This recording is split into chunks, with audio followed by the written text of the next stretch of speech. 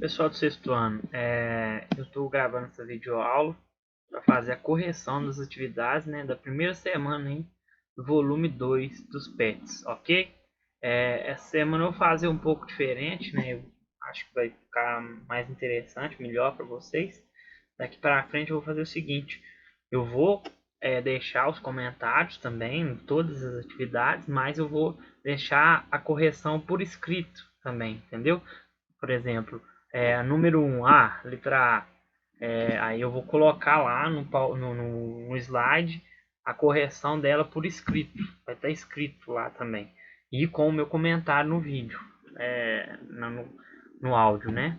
E aí vocês, vamos supor, se não fez aquela atividade, se não conseguir fazer ela, você pausa o vídeo e copia a correção, né? E se respondeu e não foi exatamente, não está dentro daquele contexto que eu coloquei, também faço o mesmo, né?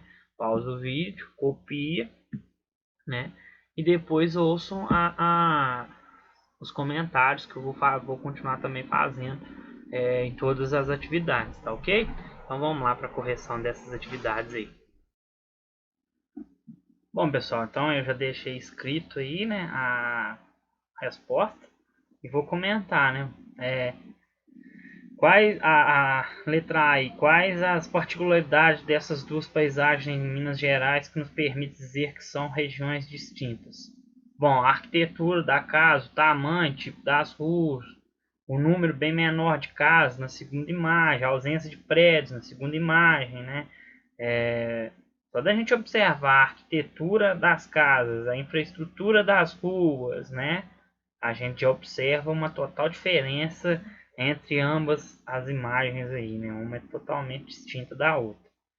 Bom, vamos lá então. A B. Qual paisagem poderia ser atribuída a uma região com tradições mineiras preservadas? Justifico. Bom, a segunda, né, gente? A segunda traz a arquitetura tradicional mineira aí, das casas mineiras, da época inclusive aí, da extração mineral, da extração do ouro, né?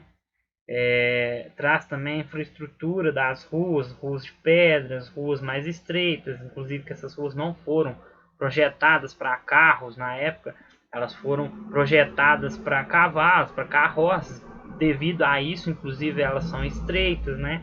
Então essa segunda imagem aí que traz mais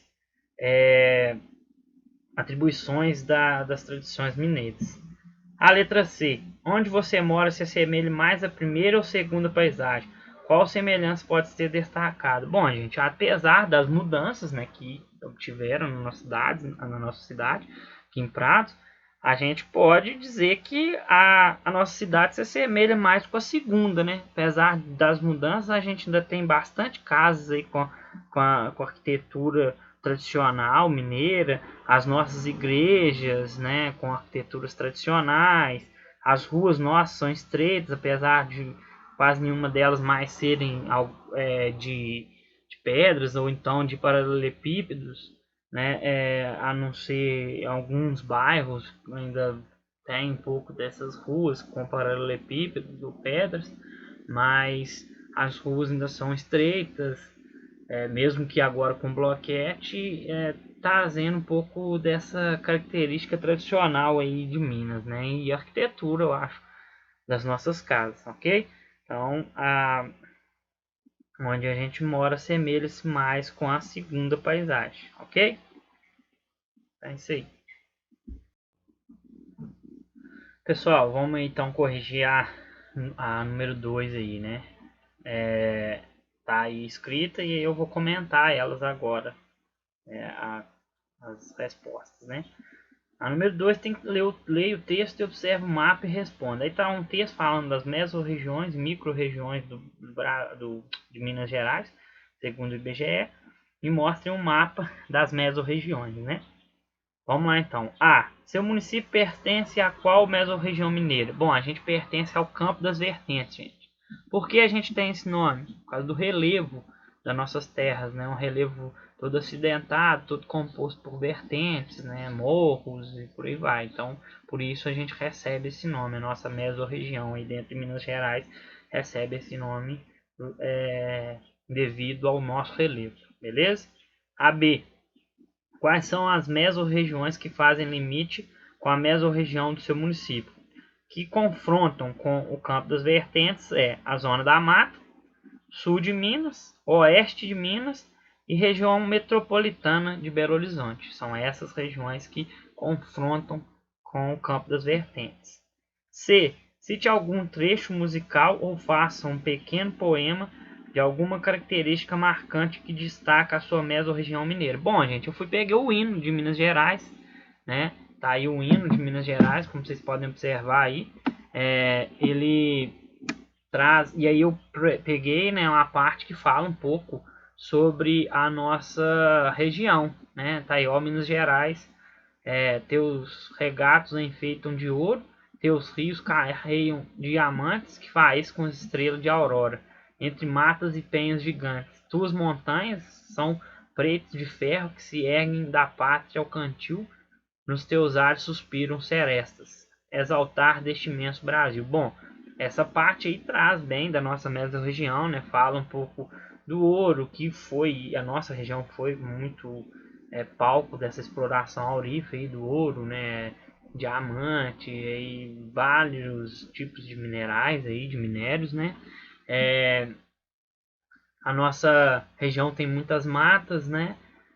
E montanhas aí, inclusive dá o nome, né? Não montanhas, né? Até fazer essa correção. Aí no hino tá escrito montanhas, mas isso é mais que uma música, né? Lembrando vocês que a gente não tem montanha no Brasil, né? Mas essas montanhas que se refere são os campos não, os morros, né? As vertentes, as serras, né? Das nossas, que é típica, inclusive, da nossa é típico de Minas e principalmente da nossa mesorregião do Campo das Vertentes, ok? Pessoal, então vamos agora responder as perguntas 3, 4, 5, né? Começando aí pela 3. A 3 observa a tirinha. Aí tem a tirinha, né? Fala assim, Chico, esse seu dicionário português mineirês tem uma seção de frases úteis. Claro, ele dá dicas de como se informar sobre pontos turísticos. Por exemplo, suponha que você quer saber onde está e onde pegar a condução mais próxima. Basta dizer, Nossa Senhora, Oncotô, onde é o ponto de ônibus, mais pertinho. Nossa regionalidade mineira pode ser exemplificada pelo nosso modo de falar, através da leitura e interpretação da tirinha acima. Elabore uma tirinha com outro exemplo que demonstre a nossa mineiridade. Bom, gente, aí eu fiz, né, algo rápido. Não fiz tirinha não, mas fiz uma imagem como se fosse uma conversa de duas pessoas com essa fala tradicional aí, né, mineira, de algumas regiões, aliás, de Minas, né, toda Minas Gerais que fala assim. Por exemplo, a mesma região do sul de Minas já vai ter um sotaque mais paulistano, né, parecido com o pessoal de São Paulo. Já mais por norte vai ter um sotaque mais baiano, sotaque mais nordestino também. Mas algumas regiões tem esse tradicionalismo aí da fala mineira mesmo, né? Então aí tá lá dois mineiros conversando, né? Que tem esse tipo de tradicionalismo na fala. E aí um fala pro outro, olha o avião e fala assim pro outro: olha lá que baita de trem é aquele? Perguntando, né? Pergunta, olha lá que baita de trem é aquele? O que que é aquilo? Né? Você tá doido, que baita de trem, hein, senhor? Né? Então, eles se referem a um avião como trem, né? Porque a gente tem essa mania, esse tradicionalismo na nossa fala que tudo pra gente é trem, né? Vocês podem usar a criatividade de vocês e fazer qualquer coisa relacionada a isso. E aí, gente, só fazendo um adendo a isso, eu, por exemplo, tenho muito desse tradicionalismo na minha fala, do mineiro mesmo, e quem tem isso também nunca deve sentir vergonha disso não, porque isso está na nossa cultura, pelo contrário, deve se orgulhar. É óbvio que não é em todo lugar que você pode, que é correto, vamos dizer assim, você falar com um sotaque tão coloquial, né? Por exemplo, quando eu vou dar aula para vocês, eu não posso falar com um sotaque tão coloquial assim, mas jogando conversa fora, vamos dizer assim, com os amigos e tudo mais, não há nada demais a gente falar assim não. é algo tradicional da nossa fala e a gente não tem que se envergonhar, pelo contrário, tem que se sentir orgulhoso, né, disso. Então vamos lá, seguindo em frente. A4. Defina com suas palavras qual a importância dos critérios para fazer uma regionalização. Bom, gente, esses critérios eles são usados para regionalizar algum lugar. Se esse critério não for, se você não usar critérios bem definidos, né, ou então critérios que não faz sentido para regionalizar aquele lugar não fica bem regionalizado, né, não fica bem dividido as regiões que você vai criar a partir dessa regionalização. Por exemplo, na 5 a gente falou sobre a regionalização da nossa cidade.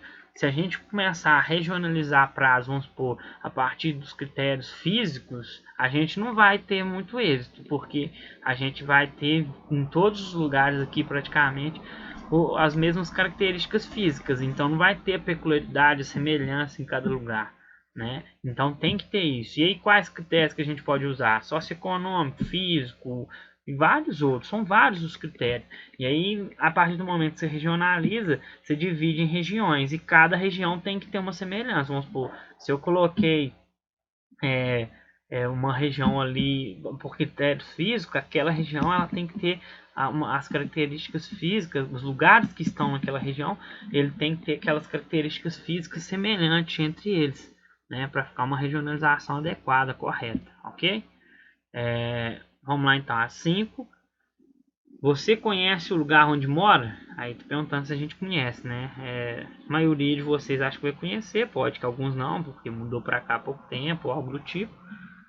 Lembre-se, para regionalizar, dividir, temos que conhecer muito bem onde pretendemos fazer essa divisão. Como sociedade costuma ser regionalizada e como você a regionalizaria usando outros critérios? Bom, aí eu falei sobre a parte urbana de Prados, né? Se você for um aluno que é da parte rural, você pode falar isso também. A gente tem a regionalização usada também na parte rural, né? As zonas rurais, né? Que tem distintos nomes, né? E os bairros também. Mas a gente regionaliza tanto esses bairros quanto essas zonas rurais a partir do critério de localização, onde estão localizados os bairros, e aí põe o nome nele, né? Por exemplo, tem a Rua de Baixo, que inclusive traz o nome da regionalização, que é um bairro mais abaixo assim da cidade, né? No ponto mais baixo do relevo da cidade, né? A gente tem, por exemplo, o Alto do Cruzeirinho, que é um bairro que está mais no alto da cidade, e por aí vai. Nem todos os bairros vão trazer o nome da localização no bairro, mas ele é dividido por localização, ok? Então é isso aí.